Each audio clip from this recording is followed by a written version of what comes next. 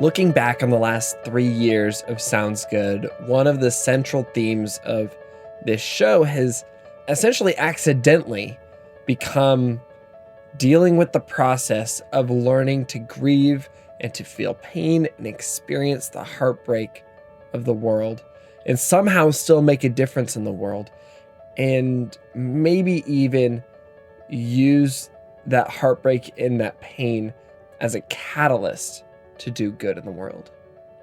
One of our earliest episodes, an episode with Tyson Motsenbocker as the guest, dove into this in a really profound way that I think affected me differently than any of our episodes up until that point, because I grew up in a small town with Tyson Motsenbocker. We grew up in Pullman, Washington. His dad was the middle school vice principal, and Tyson's mom was beloved by the community. She was a counselor and she was an author.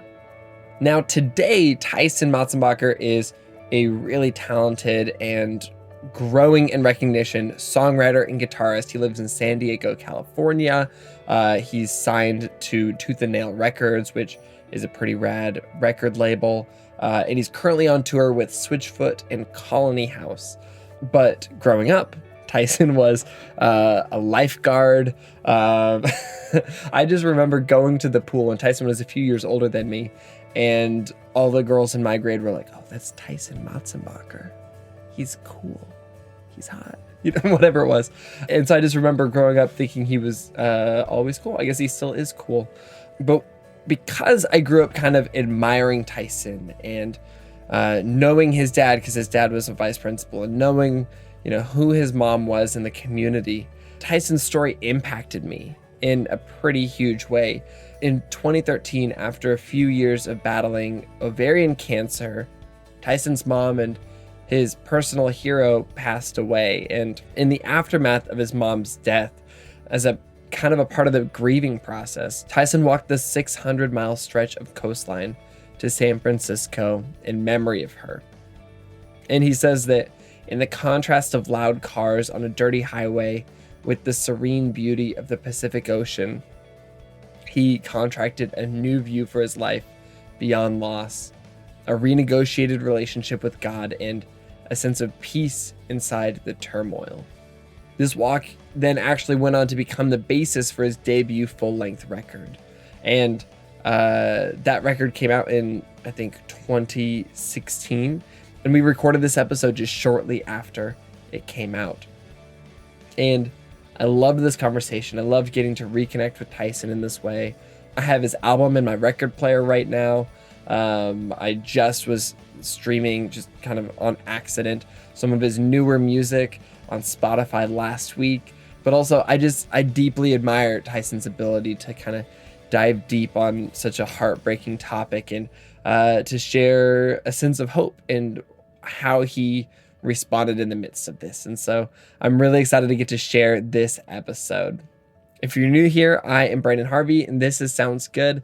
This is the weekly podcast where we have conversations with inspiring people who are rejecting cynicism and using their lives to make an impact.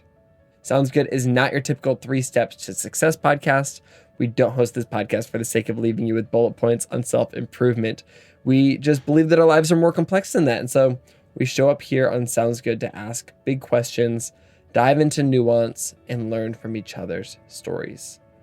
Like we said last week, we're currently on a break for a few weeks while we work on some new episodes we're really excited about. But in the meantime, we're airing some of our old favorite episodes from the last 3 years. And so without any further ado, let's jump straight into our conversation with Tyson Motsenbocker.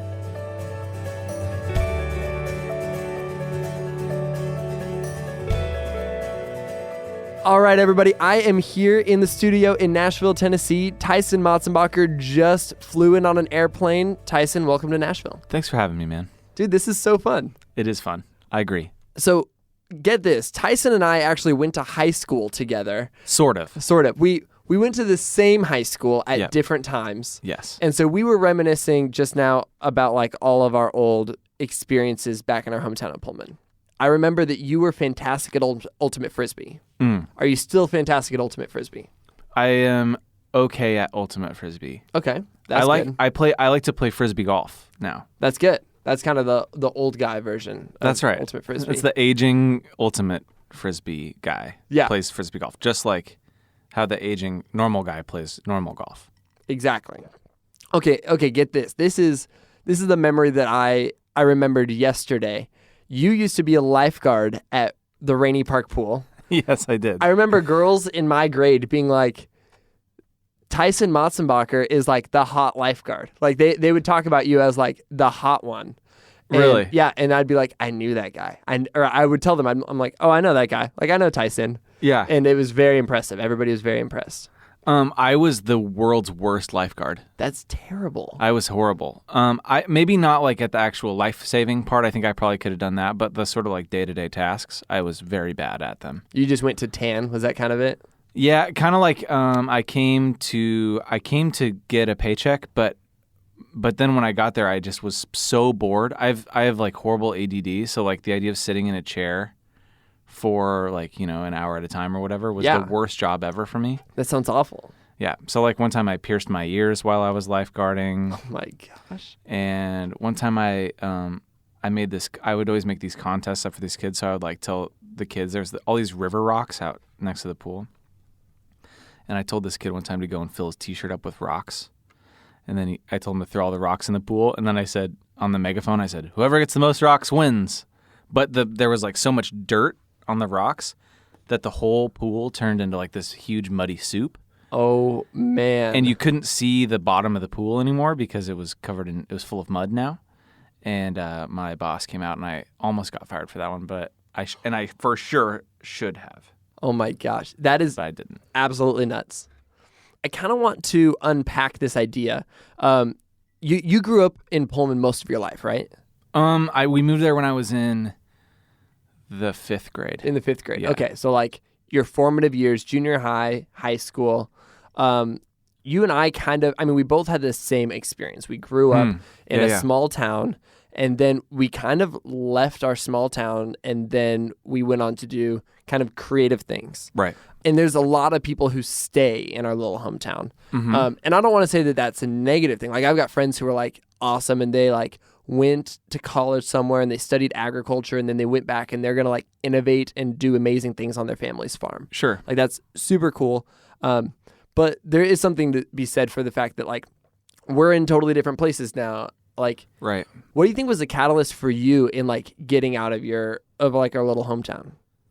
I think one thing for me was, so my parents moved my family tons and tons and tons of times before we came to Pullman. So I always sort of had this feeling that was like what you did, that like you weren't supposed to stay someplace for very long.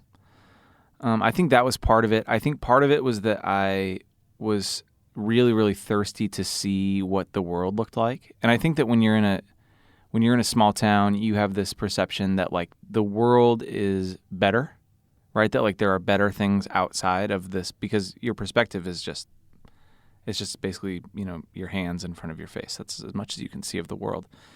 And I think that when you leave home, your perspective changes from it being better to it being bigger, right? And like, which isn't necessarily better. It's just that there is more.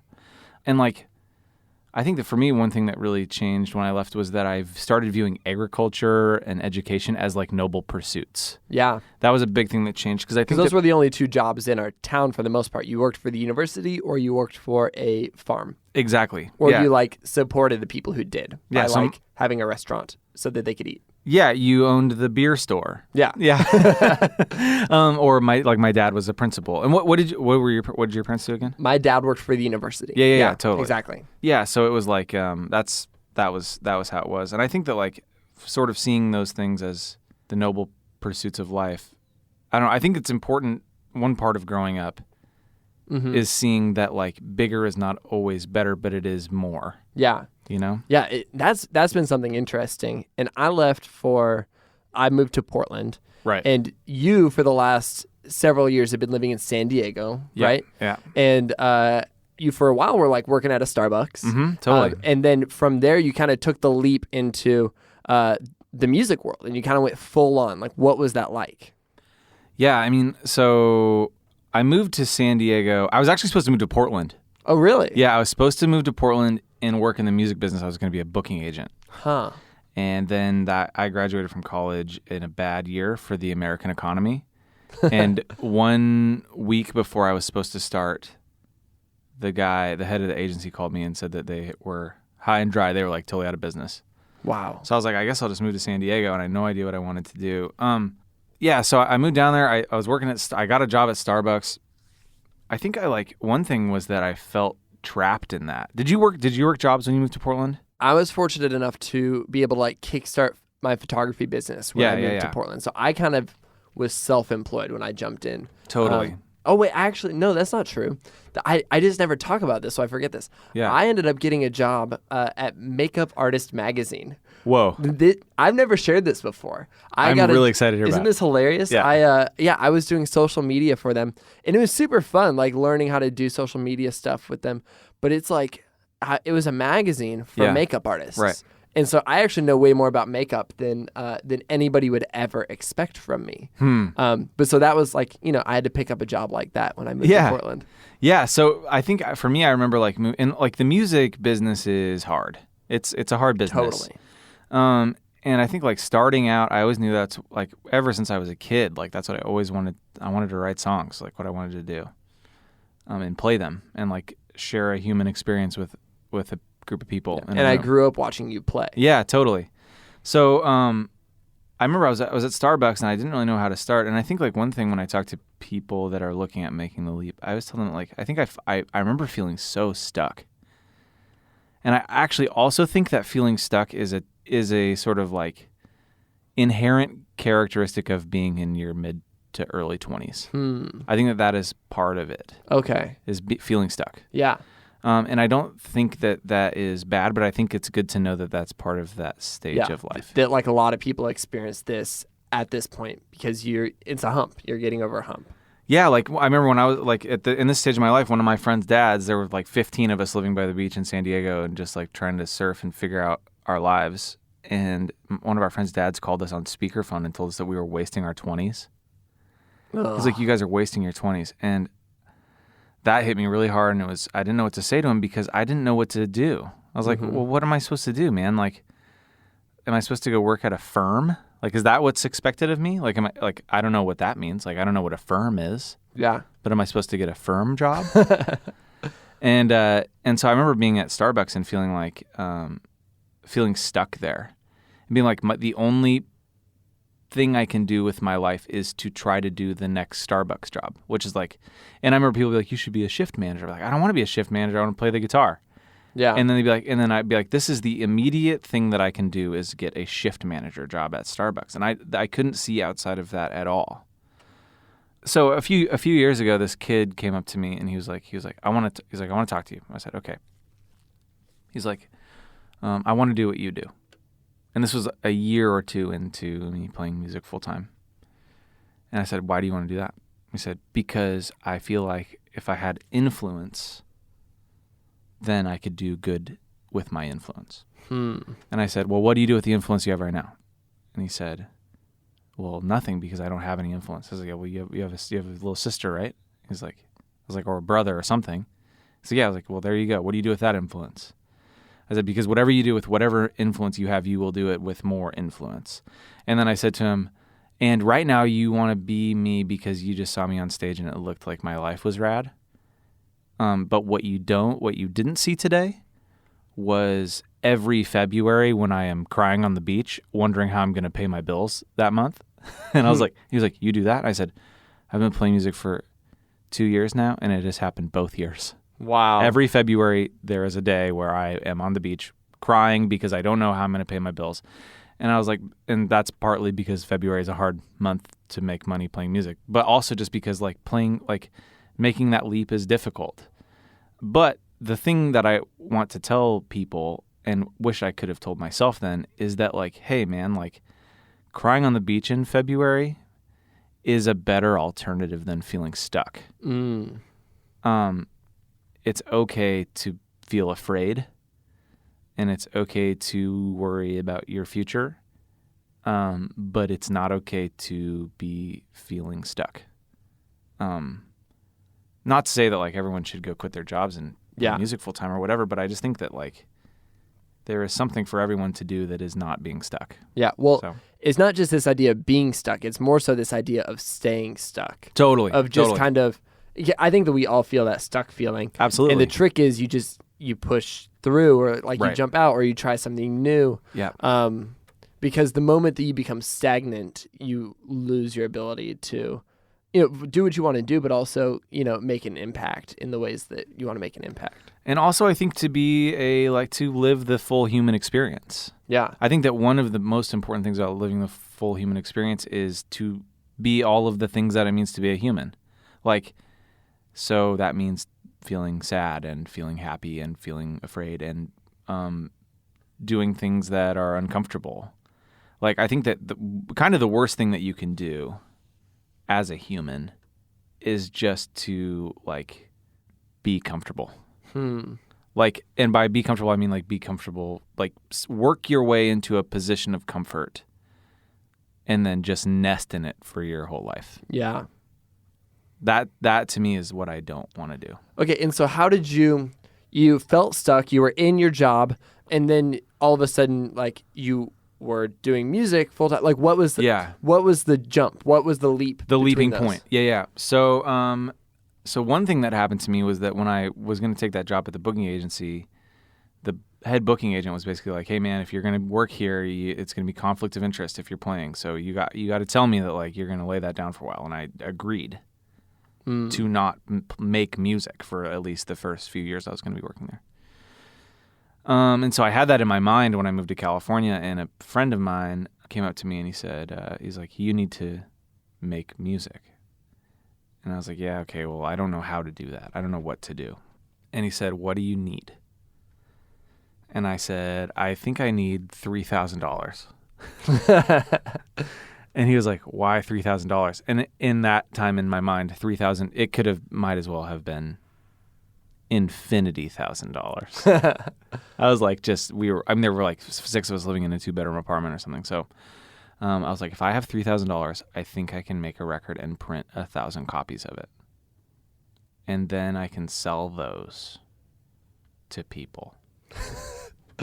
And he was like, "Okay." And he went around and found $3,000 for me and gave it to me in a check and said, "Pay me this back if you can." And I said, "Wow." So I made the record, this little EP, and then I started just kind of touring. So the first thing that I did was I just booked a tour up the West Coast. Like, I played, I think, 7 shows or something. And I just called places that I knew had music. And it was also partly my background of, like, trying to be a booking agent. I kind of knew a little bit about what to do with that. Anyway, so I booked all these shows, and I think, like, anywhere from 3 to 40 people came to them. Whoa. Yeah, which is pretty sweet. Like, we played at, where did we played in, I was playing solo, actually, for those shows. I was with one other person for a while. We played these tiny little rooms, little coffee shops and whatever else. And I sold a bunch of CDs to people, and I sold a bunch of CDs to people online, and then I put that money away, and that was basically the beginning. So after that, I mean, I've done everything that you can do in the music business. Like, after that, I played bass for a band for a while, a horrible band that was trying to hire me out to go on tour. So I went on tour with them for a while, and then I played guitar in a different band. And then I toured my records more, and I did some Young Life camps. I did like a few of those in the summer. And so you were just kind of covering the spectrum. You're like, I'm doing whatever it takes to make music. Whatever it takes. And that actually, so that's something that I've been thinking about a lot now, is that the first stage of my career as a musician was just I was like, this is what I want to do. This is the banner, music. Yeah.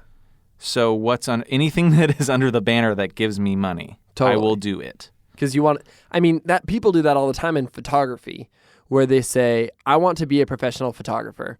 And so they do all these things, like they're a sports photographer, they're a family photographer, they're a pet photographer, wedding photographer, all these things, when what they really want is to be this other thing. But as long as they're being a professional, like as long as they're making money doing this thing that they like, or a tangent of what they like, they do it. And I don't think there's anything wrong with that. Well, I think actually that's phase 2.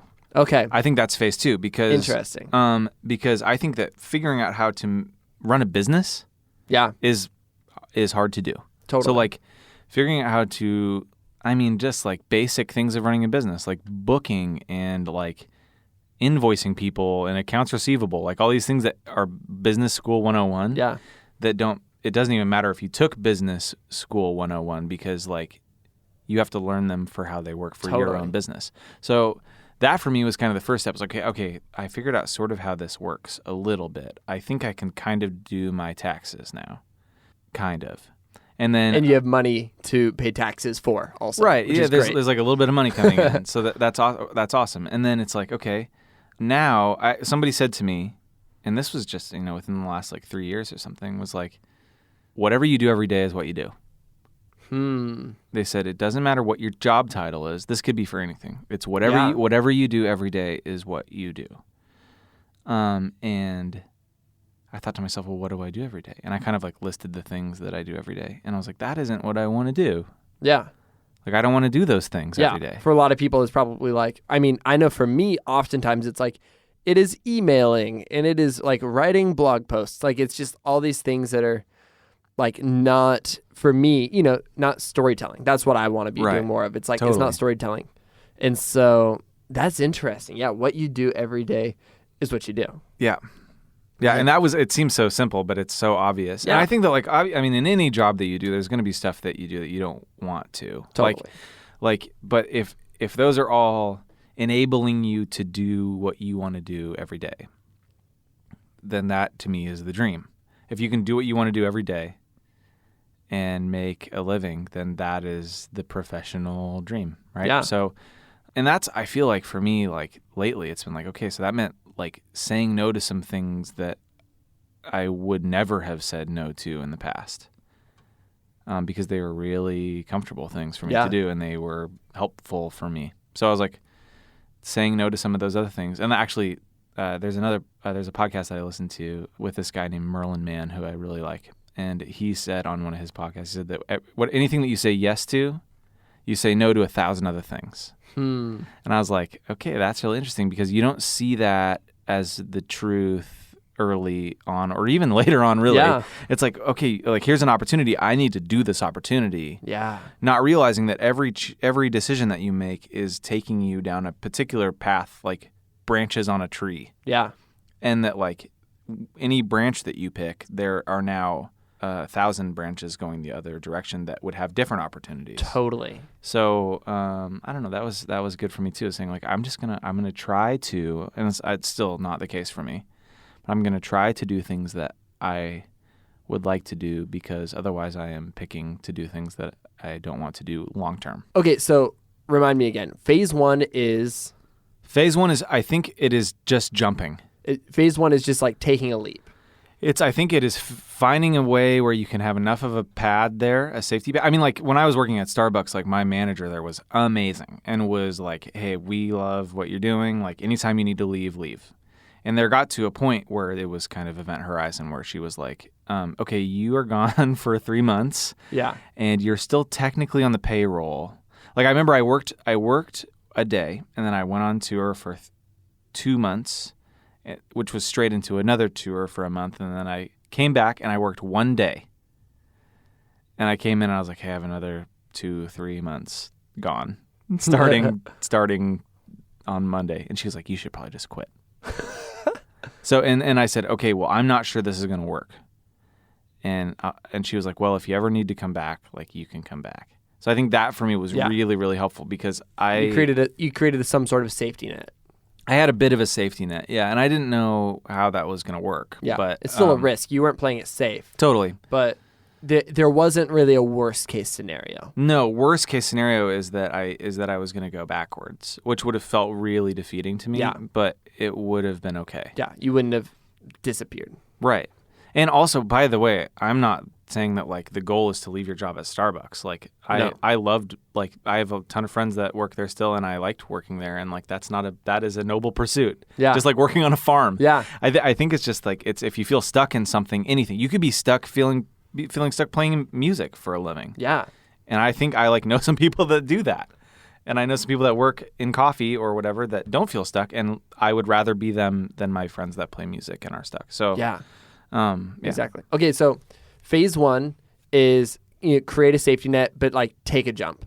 Create a safety net, take a jump. Phase 2 is? Phase 2 is whatever you do every day is what you do. So just because your job title says one thing, you need to look at what you do every day, because your job title, in my case being songwriter and performer, doesn't mean anything. Yeah. What you do every day is what means everything. Yeah. Okay. And then phase 3 is? I think phase 3 is just building those two things together. Yeah. So I think it's continuing to take those risks with safety nets. But I think it's that's where I feel like that's where I am now. So maybe I don't know what phase 3 is, but I think that I think that what I'm doing now, where I'm at right now, is that I want to like do things that I love, that inspire me, that make me all of the reasons that I fell in love with music in the first place. Yeah. And it's it's you going down the specific path you want to be going down. Maybe that's it. And it's, probably a part of that is probably the idea that you need to say no to good things so that you can say yes to great things. Exactly. Yeah. I like that a lot. That's probably phase 3. There you go. We decided it. Phase 3. Can't wait to find out what phase 4 is. I'm not there yet. No way. Oh, man.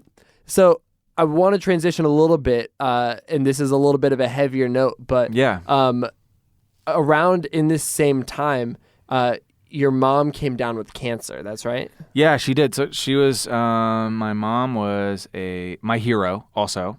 Your mom is incredible. Yeah, did you know her? I had a few interactions with her that I remember, but then I also just I knew a lot of people that knew her. She was loved by the community. She was, and I knew you, and I knew your sister, and I knew your dad. Yeah. Tyson's dad was my middle school principal. Did he ever suspend you? No, I don't think so. Yeah. Maybe. He suspended me like 4 times. He still brings it up. That's great.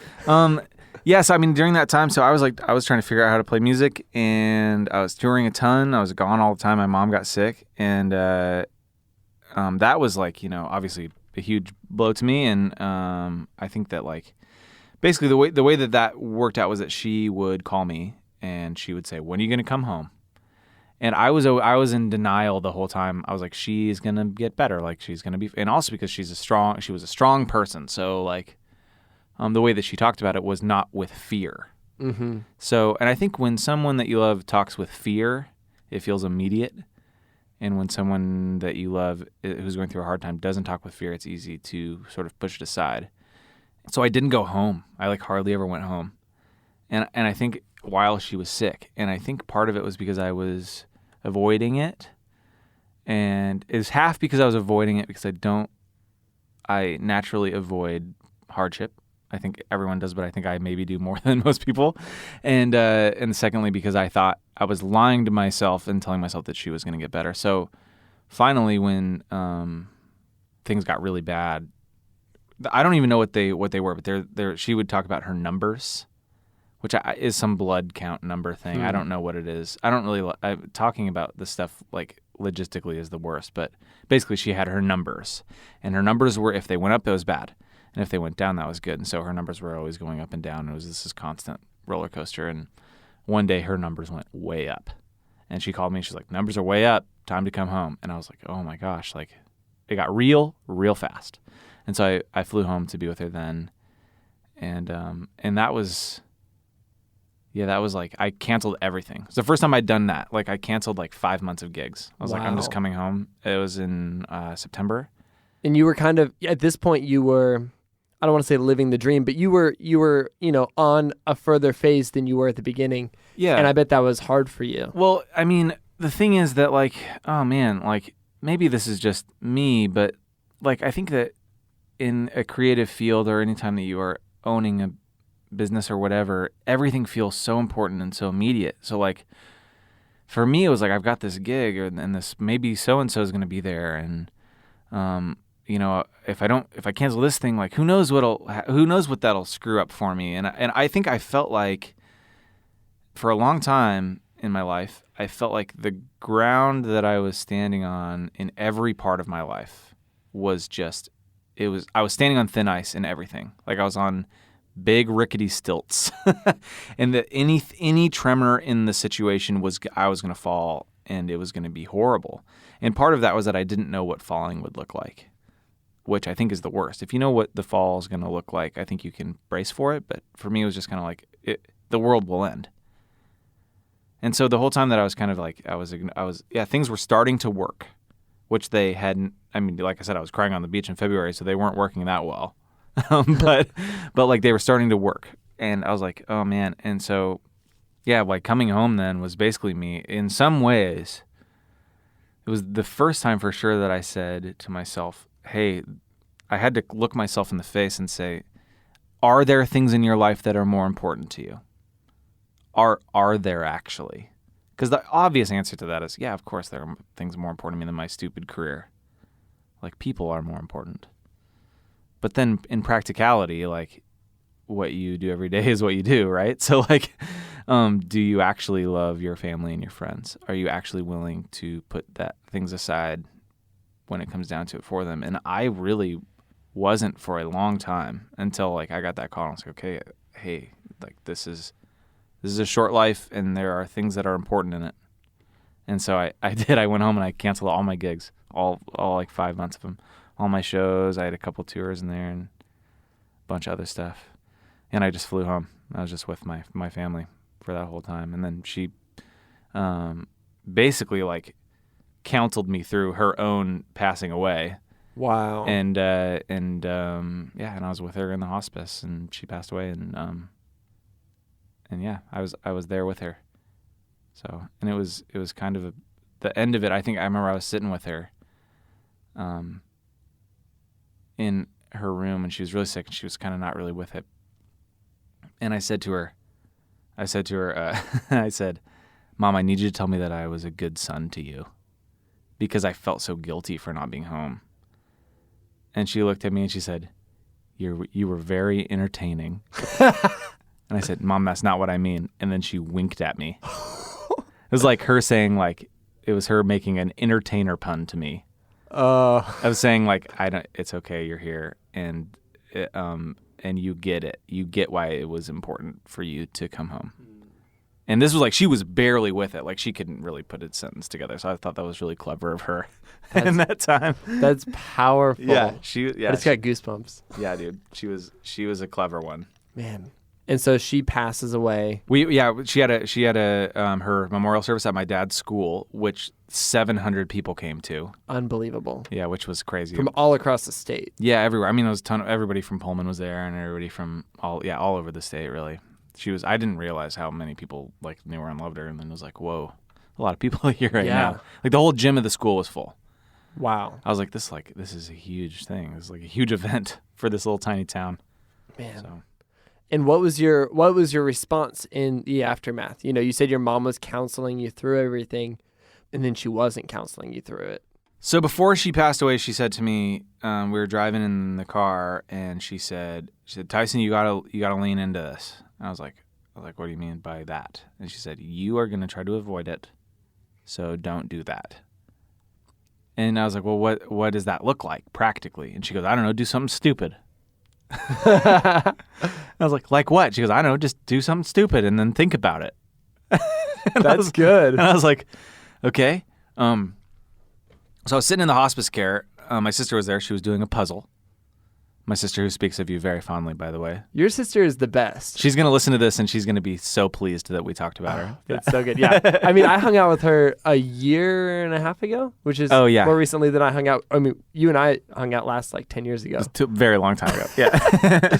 So my sister was doing a puzzle, and I was looking at my computer, and one of my friends who lives in the Bay Area, lives in Oakland, posted a Facebook thing that was like, hey, does anybody want to walk into the city with me, with the city being Bay Area for San Francisco?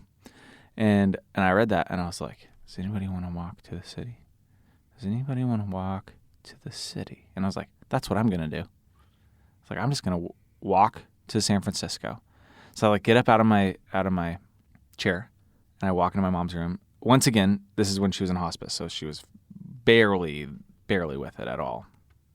And I go, hey, Mom, I know what I'm going to do.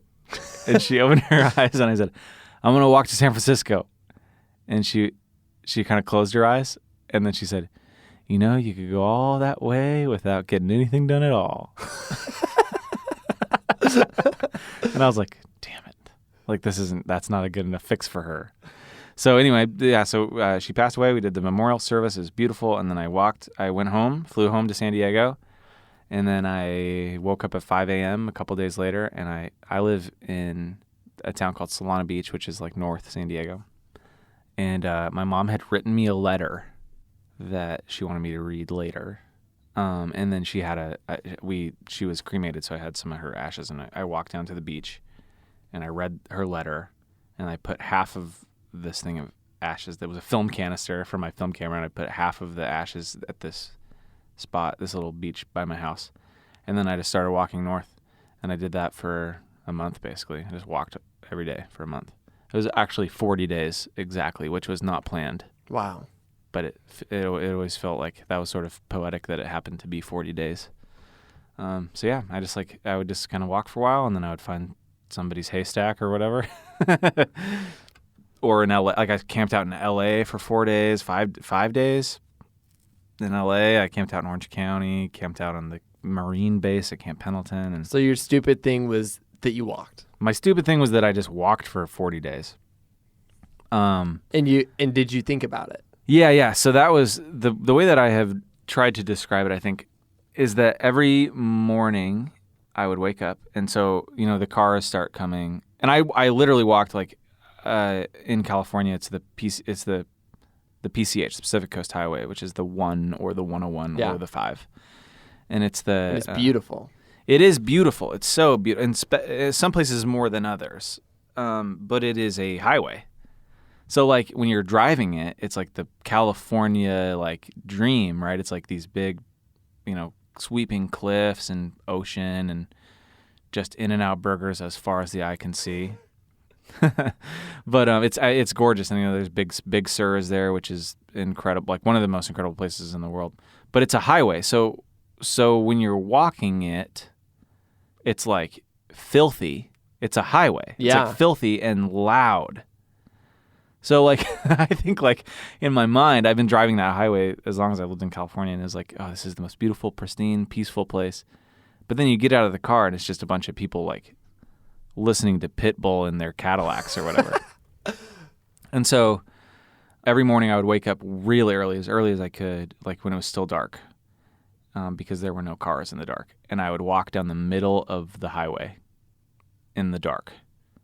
And I would have no headphones on or whatever, or just me and my backpack and my shoes just being like along the road. And I would pick something.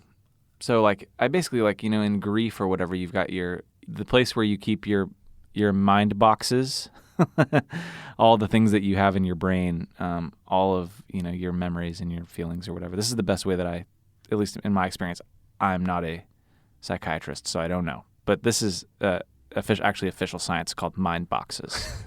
I like this. Yeah, so I would, you know, you've got this place in your brain that's mind boxes, and when you have a traumatic experience or whatever, the mind boxes get tipped over. So all of the things that you keep in your mind boxes are scattered all over this room in your brain.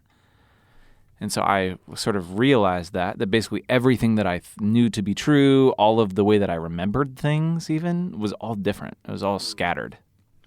So I would go and I would find a box, and this would be in the dark, in the middle of the highway, and I would find it, and I would look in it, and then I would sort of take all the things on the floor and I would put it back in there. Like for instance, like the first day, I remember the thing that I picked up in my mind box was like, okay, what is gone? And it was, hey, Mom is not going to be at your wedding. Okay, I can wrap my mind around that. She's not going to be at my wedding. So what does that look like? And then I would kind of take all the pieces of the Mom's not going to be at your wedding mind box, and I would look at them, and I would say, man, that is lame. And I would take them, and I'd put them in the box, and I'd put it back on the shelf. And that was basically what I did every morning. I would pick a new thing, and I would try to reorganize my mind. So that was what I did in the mornings. And then, you know, by 8 a.m., it's people listening to Pitbull in their convertibles. So I would, at that point, like I would just try to put my head down and like get through it, because it's hot and stinky and there's cigarette butts everywhere, and people just like mad at you. People are just mad at you for existing. So I was just like, oh, get through that part. But the mornings were magical, and the evenings too. So. And 40 days later, you made it to San Francisco, California. Yep. What did it feel like as you were walking up? Like, you could probably see San Francisco. What did that feel like? There's this tower, the Sutro Tower in San Francisco is this big radio tower that's up on the hill, and I could see it from pretty far off. So the day that I knew today I was like, today I'm gonna make it. I was in this little town, this kind of just the south end of San Francisco, and I went into this McDonald's there, and I was trying to write down what it would feel like to finish the trip.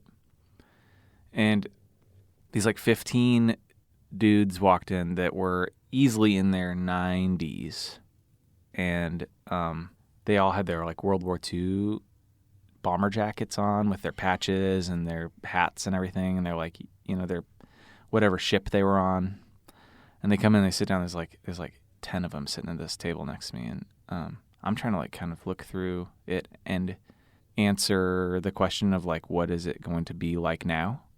And these guys started talking about basically like the war.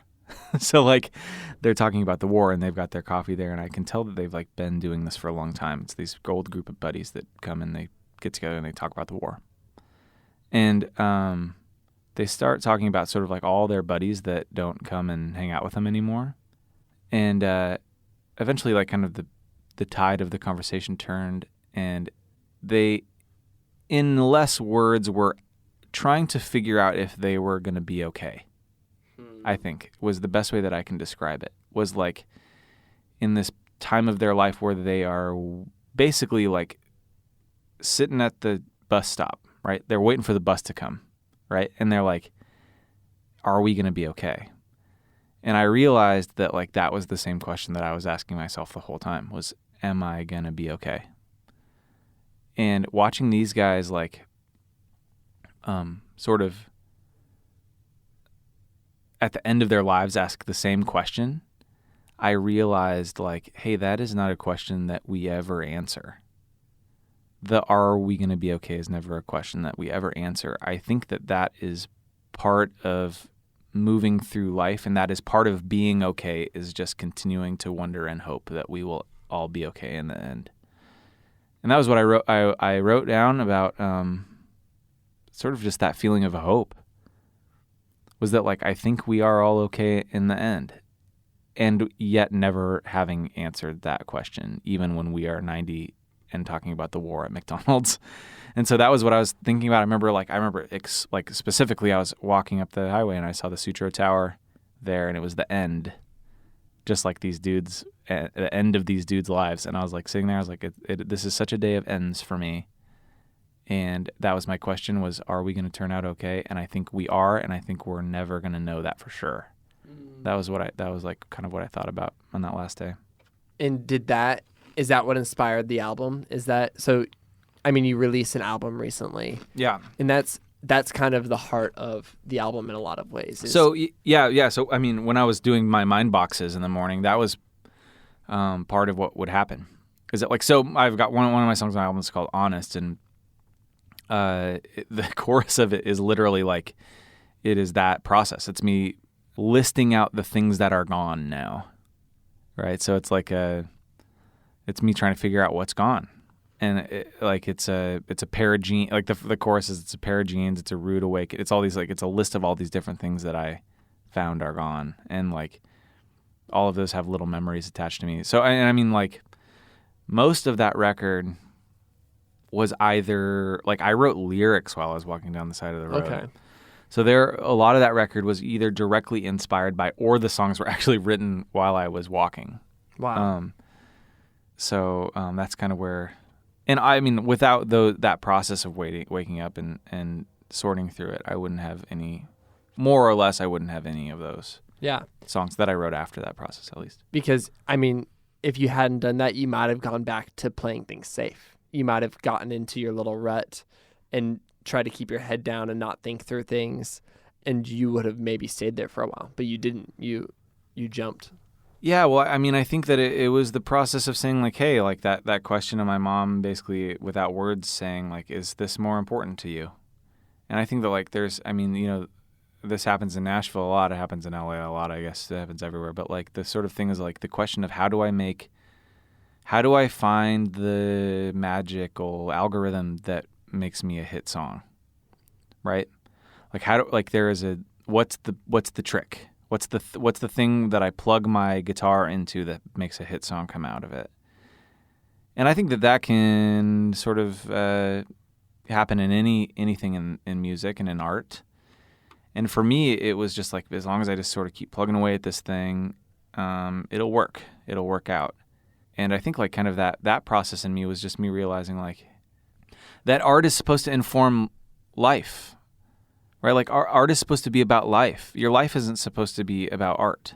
I think that, like, we get them switched. Yeah, I think that, like, that's the best art, is just honest commentary on reality and on life. And if the only reality that you're living in is how do I make art, then I don't think you really have anything to say.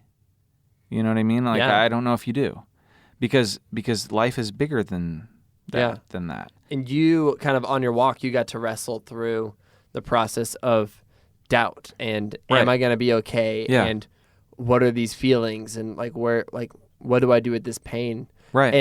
And that's what people connect with Yeah. in the album. Like, I've been listening to the album on repeat just in, like, preparation for hanging out. Yeah. And it's incredible because it's so raw and so real. And my pain points, I feel your pain points. But if you were sitting in a studio writing that without any experience behind it, I wouldn't be connecting with it in the same way.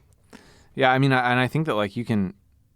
We recorded that thing up in this little, like, tiny little studio up in Victoria, BC. That's, like, basically completely covered in blackberries.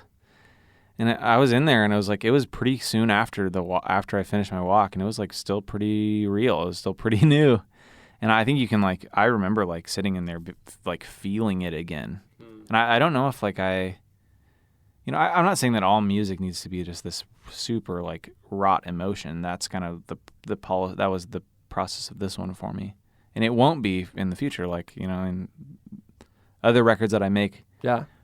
Are probably not going to have such a crazy, like, crisis of faith and a crazy spin of emotions and loss. But my hope is that I will enter into them in the same way, which is just, like, from an honest perspective of human life. Yeah. And not an honest perspective of why am I having a hard time being a professional musician? Yeah.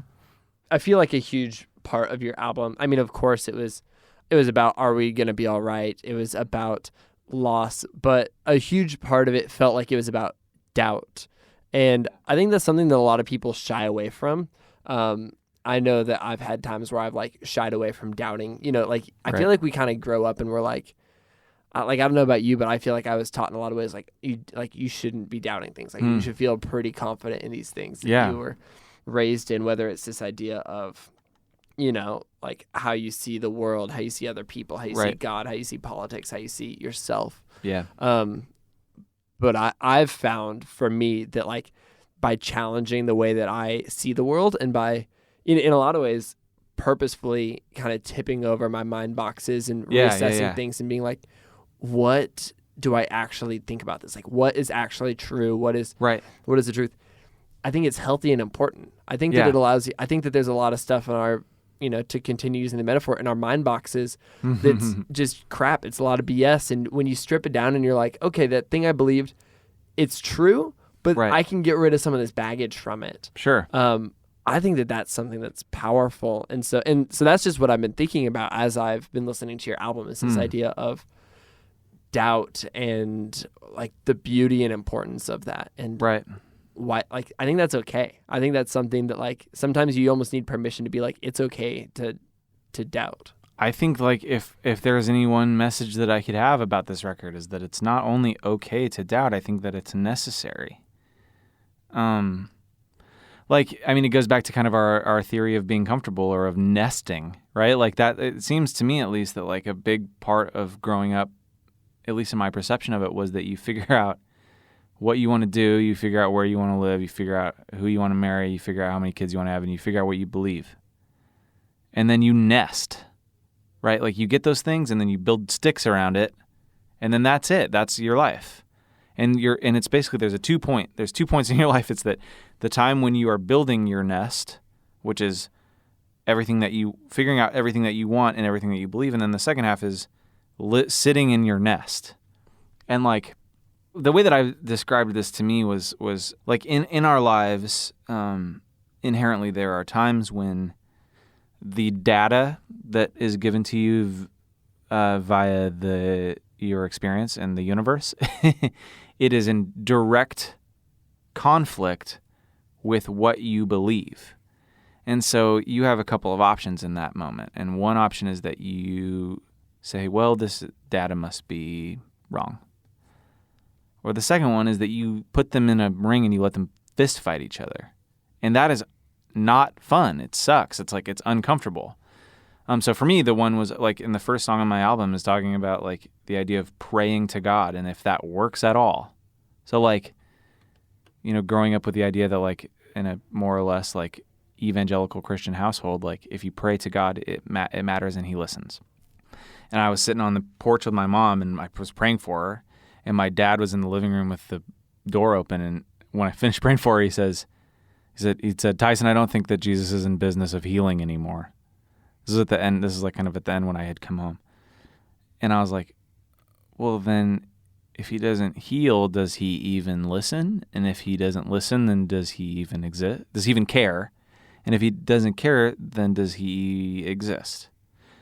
And for me, I was like, the easy option would have been like to say, oh, well, you know, the good Lord gives and the good Lord takes away and his ways are not our ways or whatever. Like the things that you hear when someone says that to you as a It's kind of the logic. Kid. It's like that's what I'm supposed to say. Yeah.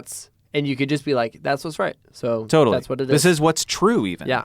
And being in the middle of the thing, you know, somebody could offer that advice to you in the moment, but when you're living it, it's a lot harder to take the advice at face value. Well, I think it's impossible if you're being honest with yourself, right? So my reaction was that I wasn't going to like let that be the case. I was just going to like let them fight. And that was one of my that was a mind box that got flipped over, right? It's like, oh man, like these two things don't make sense together. I mean, I think that you can be someone that doesn't doubt regardless of your beliefs. You can be someone who believes in a higher power who decides to not doubt that. And that is a lot of people who believe in a higher power. Or you can be someone who doesn't want to think about it. Or you can be someone who actively does not believe. Or I mean, in anything that you believe in. And I think that, like, you know, even the idea of science is that you are constantly reevaluating the thing that you believe. Like that is, you are never sure. And like I said one time to my friend, we were talking about doubt, and I told him, I said, at this point in my life, like there are things that I believe in, and there are things that maybe I would even die for, like beliefs that I would even die for. But the only thing that I am sure about is that I am wrong. And I might be only a little bit wrong, or I might be super wrong. But I know that I'm wrong. I just know that. Like that's the one thing that I'm sure of, is that I'm wrong. I know that there are like a lot of things that I believe, maybe some things that I would die to protect them as tenets of my life and my family and my country, that I would die for, that are wrong. And that's fine. Like that's okay. And I think that like kind of living with that assumption is a better way to live. I think it's a better way to be a human being, is to be living under the assumption that you are wrong. I mean, the alternative, you mentioned this earlier, but the alternative is to not think about it. Right. Or the alternative is to assume you're right. Right. And between those three options, I would love to constantly be reassessing things, Yeah. assuming that I'm wrong. Totally. I think that's where I'm at too. And I don't know if that's all. In fact, I know that that's not always where I've been at. Right. That's been a process of me figuring that out over the last few years. Yeah. But Absolutely. I think there's a lot of beauty in the world when you can see everything as a moment to learn. Yeah. If I assume that I'm right, then I lose my wonder. I lose my opportunity to gain something from somebody else. And I think it takes wisdom, if you're constantly being like, oh, that's another thing I'll take. That's another thing that's right. That's another thing that I'll accept. Yeah. You run into a problem, but if you reject everything, that's another problem. And so it's this idea that like there's this middle gray area. There's a middle ground, dude. I love that. And that's something that I've been thinking a lot lately too, is just, I think that in general, the middle ground is, first of all, I think that the middle ground is radical now.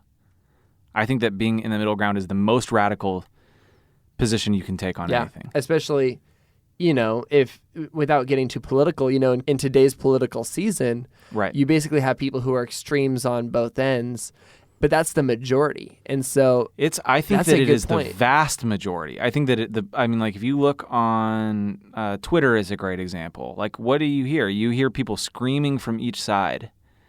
On anything, or Facebook or whatever. Like if you look on the internet, everybody is screaming from one side or another. It's like the positions that used to be radical are now the status quo. And I think that's like sort of the compression of American culture, that you have to be, unless you scream really loud about something that's radical, then you don't matter. But like who is being, I guess it's hard to have a loud voice when you're standing in the middle and you're there's validity to both of your thoughts, but yeah, I think that is the most radical viewpoint, is to be standing in the middle. Yep. I had never thought of it as the most radical viewpoint, but I love that. And I think, I think that if I listen to your music, I can hear that middle point. And the thing is, your music, you're not screaming, you're not shouting. It's not like the people on the far ends of the sides aren't going to hear you. Right. But some people closer to the middle are going to hear you. And I think that's what's interesting, is you created something it's just a beacon for those who are looking for it. Yeah. And maybe that's what it is. It's that this middle ground is a place where we get to, we're not trying to win. We're just trying to live, and we're trying to learn, and we're just trying to grow. I think that's what it is. I think that's exactly right. It's trying to grow and trying to find the beauty in the world, and to have a full experience of life, which is not just having fun all the time. It's having a full human experience. And I don't know if you can, I don't totally know if you can have that if you are sticking to one wall in any part of your life. I think that it's being able to walk around in it a bit. I think that's where you find the good in it. Yeah. That's what I've always loved about all the stuff that you've done, is like finding the way that human beings are able to interact with one another that brings us hope. Like I just love that. I think it's beautiful. And sometimes you find hope by learning what is hopeless, right? Like you find out things by their opposites, and that's kind of, I think, in some ways what this record was for me. But yeah, man, I really like that. You find hope by learning what is hopeless. That's beautiful. I say we leave it at that, and I want to transition to this. Every episode, I ask 3 questions that I love. Question number 1. How would you describe the kind of person that you most admire in the world? The person that I admire most in the world, I think, is a curious listener. Curious listener.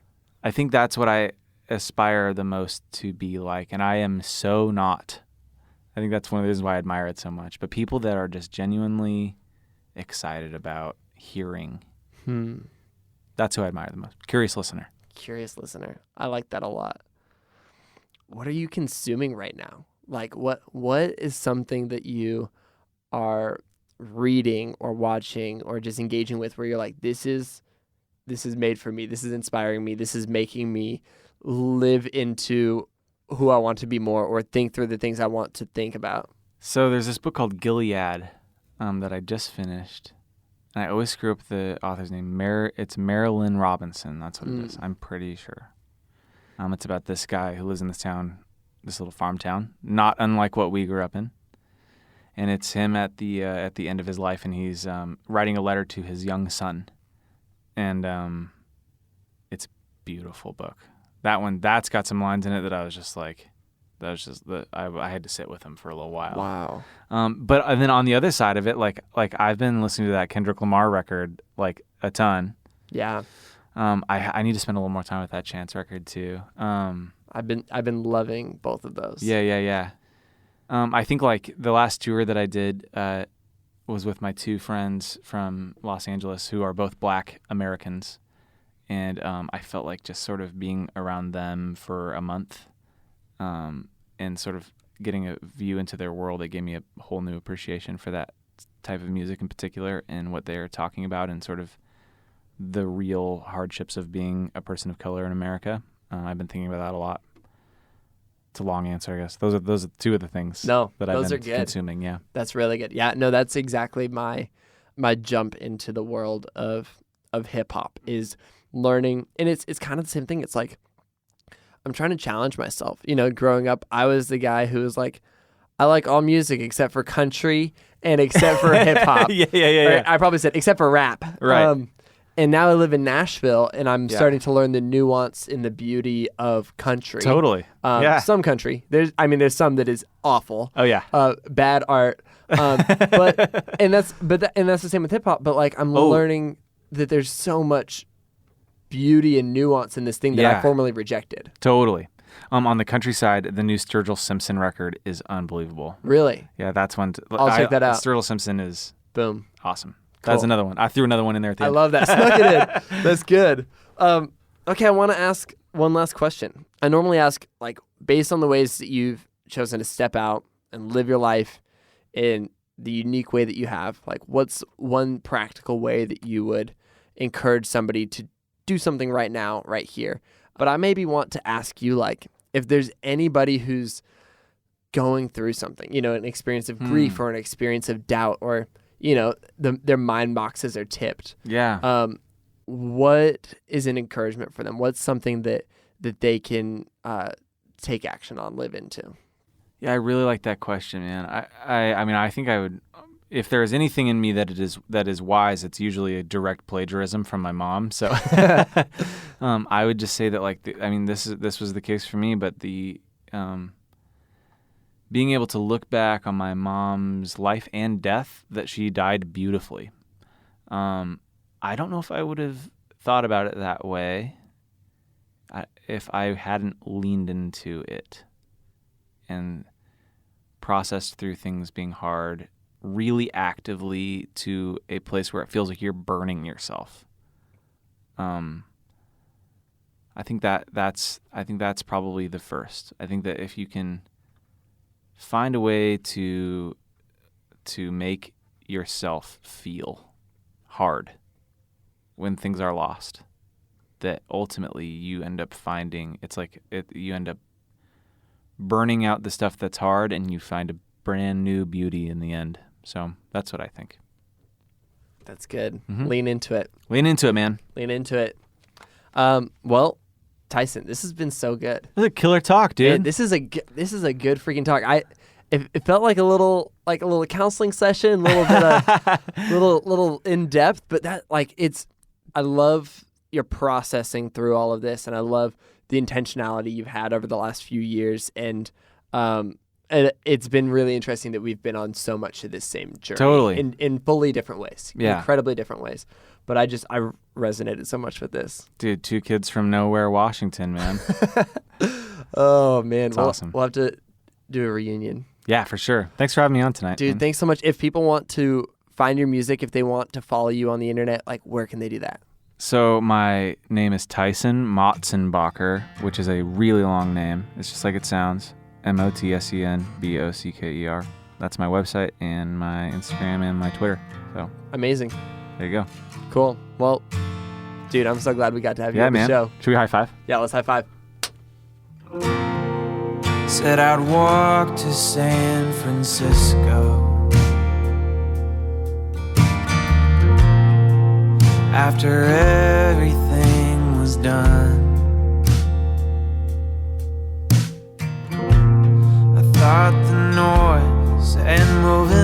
busy kept my mind from really knowing what was gone.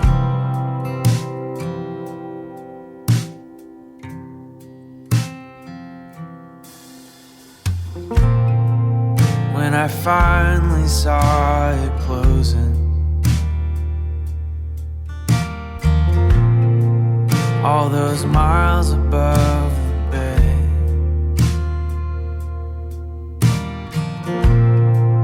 well, I was only standing closer to the man I tried to lose along the way. But if I'm being honest, yes, if I'm being honest, then I would tell him that it's a picture book, it's a hospital gown, it's an aspen tree in the summer breeze. She saw as waving hands, it's a watching chair and a holy company, like a sailing ship hard rotted in, that will never again float upon the sea.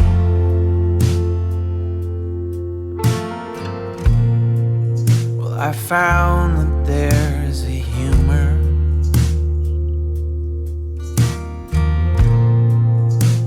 old and fond goodbye,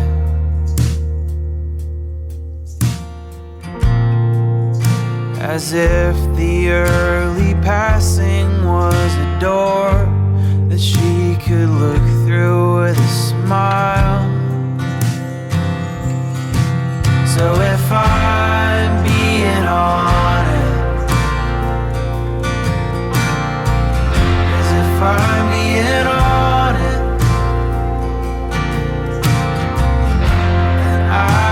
tell her that it's a pair of jeans, it's a rude awakening, it's a fine life lived in the privilege of standing there in the afterlight. It's a photograph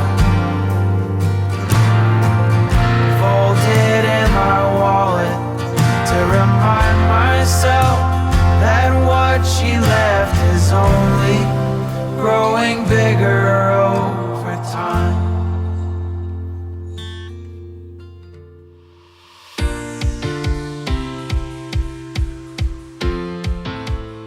Thanks again to Tyson for being on the show.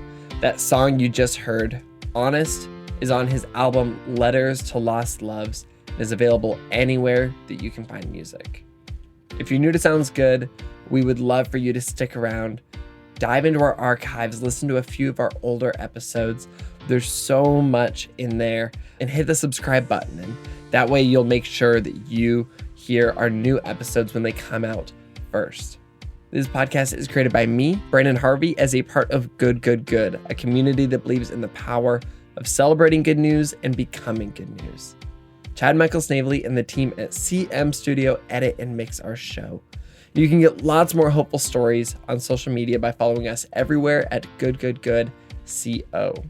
We also create a beautiful quarterly newspaper that celebrates the people, ideas, and movements that are changing the world for the better, and a weekly good news letter that's an email newsletter where we send out 5 pieces of good news that happened in the world over the last week. You can check both of those out and see what else we do at Good Good Good by visiting goodgoodgood.co. And on that note, that is a wrap for this week's episode. Go out and do some good this week, and we'll be back next week with another inspiring story from an incredible person. Sound good?